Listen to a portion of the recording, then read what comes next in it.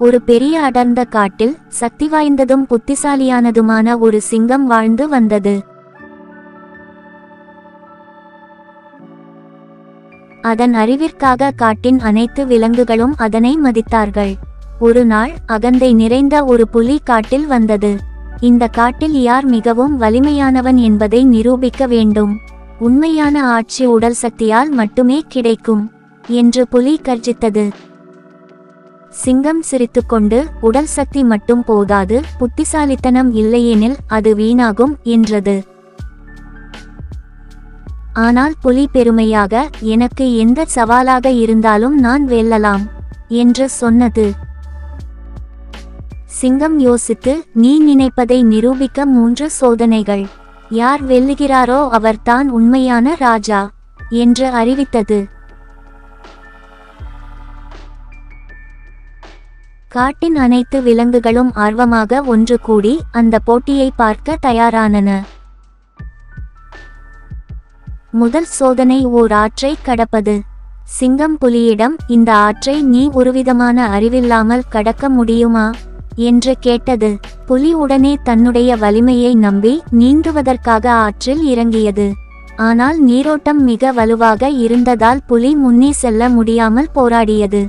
சிங்கம் ஒரு சிரிப்பு சத்தத்துடன் அருகில் இருக்கும் ஒரு மரக்கிளையை பயன்படுத்தி ஒரு சாலையை அமைத்து எளிதாக ஆற்றை கடந்து விட்டது.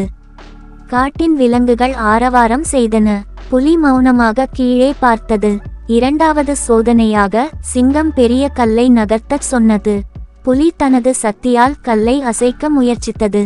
தன்னுடைய முழு வலிமையையும் பயன்படுத்திய புலி பலமுறை முயற்சித்தாலும் கல்லை நகர்த்த முடியவில்லை. சிங்கம் சிறிய யோசனை செய்து அருகிலிருந்த மரக்கட்டைகளை பயன்படுத்தி கல்லை சுற்றி உருளச் செய்தது. புத்திசாலித்தனத்தால் சாதிக்க முடியாதது எதுவும் இல்லை என்று சிங்கம் கூறியது. கடைசி சோதனையாக காட்டின் உள்ளே ஒரு குகையின் உள்ளே உணவு பதுக்கி வைத்திருந்தார்கள்.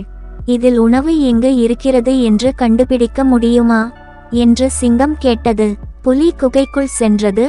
ஆனால் இருளில் எதையும் பார்க்க முடியாமல் தடுமாறியது. சிங்கம் அமைதியாக தனது மூச்சை உணர்ந்து வாசனை மூலம் உணவை எளிதாக கண்டுபிடித்தது. அறிவும் கூர்மையான உணர்வுகளும் இருந்தால் எதையும் செய்ய முடியும் என்று அது அறிவித்தது. புலி தன்னுடைய பெருமையை இழந்து தன்னை மறைக்க ஒரு மரத்தின் பின்னால் சென்றது. காட்டின் அனைத்து விலங்குகளும் உண்மையான ஆற்றல் அறிவில்தான் இருக்கிறது என்று ஒப்புக்கொண்டன. சிங்கம் சிரித்துக்கொண்டு, புத்திசாலித்தனம் இல்லாமல் வலிமை ஒன்றே போதாது என்று கூறி விலங்குகளுக்கு ஒரு நல்ல பாடம் கற்றுக் கொடுத்தது.